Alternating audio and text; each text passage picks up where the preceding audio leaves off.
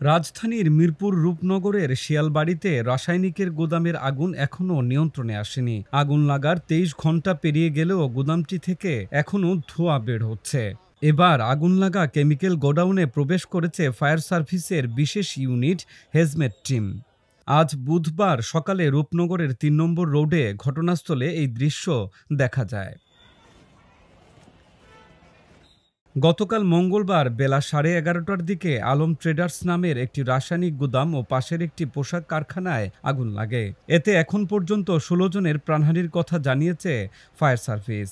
দগ্ধ হয়ে হাসপাতালে চিকিৎসাধীন আরও কয়েকজন। আগুন নিয়ন্ত্রণে কাজ করে ফায়ার সার্ভিসের ১২টি ইউনিট।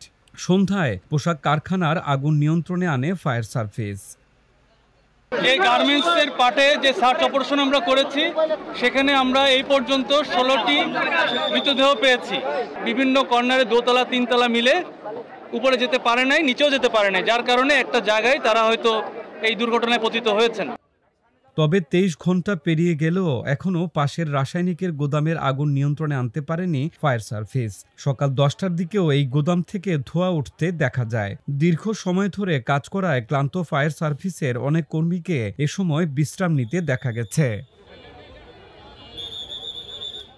রাসায়নিকের গুদামে লাগা আগুন পুরোপুরি নিয়ন্ত্রণ না হওয়ায় দুর্ঘটনাস্থল দেখতে সকালেই উৎসুক জনতার ভিড় দেখা গেছে। পাশাপাশি নিখোঁজ ব্যক্তিদের সন্ধানে স্বজনদেরও সেখানে ভিড় করতে দেখা গেছে। স্বজনদের খোঁজ না পেয়ে অনেকে আহাজারি করতে দেখা যায়। অন্যদিকে পাশের কারখানায় কাজ করতে এসে কিছু পোশাক কর্মীকে অসুস্থ হতে দেখা গেছে।